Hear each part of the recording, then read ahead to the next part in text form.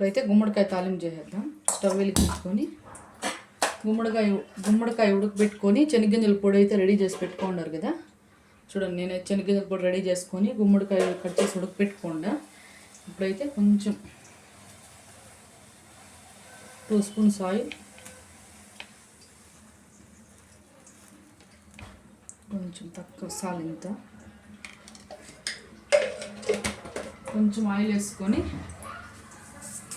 ఆవాలు, కొంచెం ఆవాలు,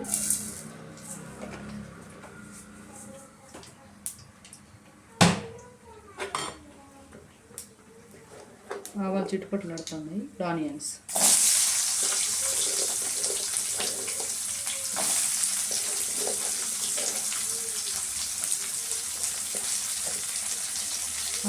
కొంచెం కరివేపాకు వేసుకున్నాం. కరివేపాకు అయితే బాగా వేగనిద్దాం. దీన్ని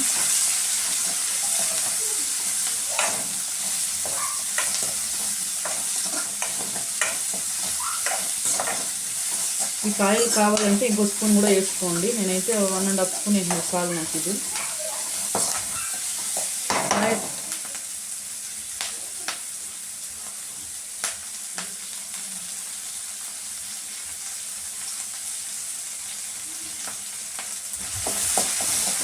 బాగా వేగాలి ఆనియన్స్. కొంచెం కరివేపాకు మంచిగా వేగిన తర్వాత మనం ఉడకబెట్టుకున్నాం కదా, ఉడకబెట్టుకున్న గుమ్మడికాయ వేసేసి కొంచెం ఇట్లా వేయించిన తర్వాత శనగగింజల పొడి వేస్తే మన గుమ్మడికాయ తాలింపు అయితే రెడీ. గుమ్మడికాయ అయితే చాలా హెల్త్కి మంచిది తింటే. నేను పిల్లలకి అయితే మార్నింగ్ టిఫిన్ లాగా చేయిస్తాను. అంటే మామూలుగా ఇట్లే ఉడకపెట్టి ఇచ్చేస్తాను. కొంచెం ఉప్పేసి ఉడకపెట్టేసి ఇలా కట్ చేసినాను, వాళ్ళకి ఇష్టంగా ఉంటుంది అనేసి తినేస్తారు వాళ్ళు. అయితే బాగుంటుంది. ఈరోజు అయితే తిరుగుబాటు చేస్తాను, మధ్యాహ్నం లంచ్కి చేస్తూ ఉందా.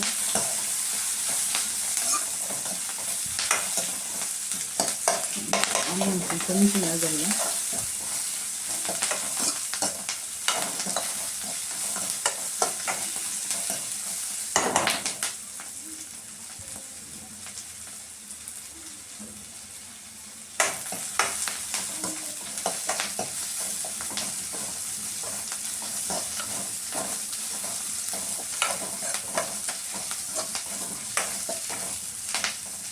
వేగినాయి. కొంచెం వేగితే తర్వాత కొంచెం వేగని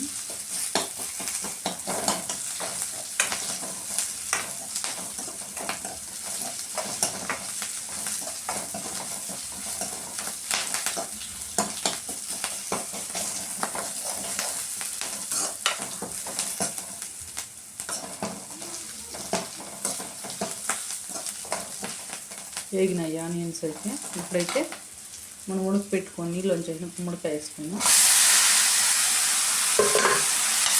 గుమ్మడికాయ ఫస్ట్ కొంచెం ఇట్లా 2 మినిట్స్ ఏం చేసి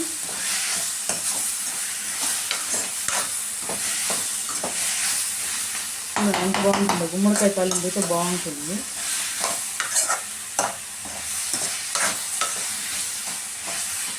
ఎక్కువ కలబెడితే అది సాఫ్ట్గా అయిపోయింది, ఉడికిపోయింది ఆల్రెడీ. ఇప్పుడైతే పల్లీల పొడి వేద్దాం. పల్లీల పొడి చాలుకుంటూ మళ్ళీ వేసుకోవచ్చు.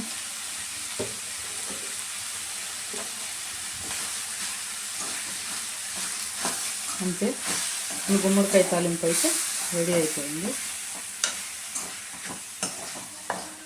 చూడండి ఎంత బాగుందో కలర్ఫుల్గా.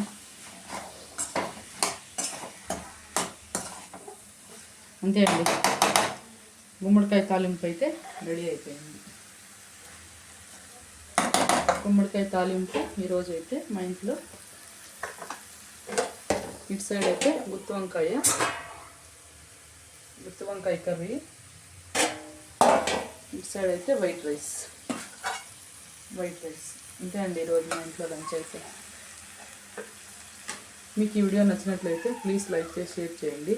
Bye friends.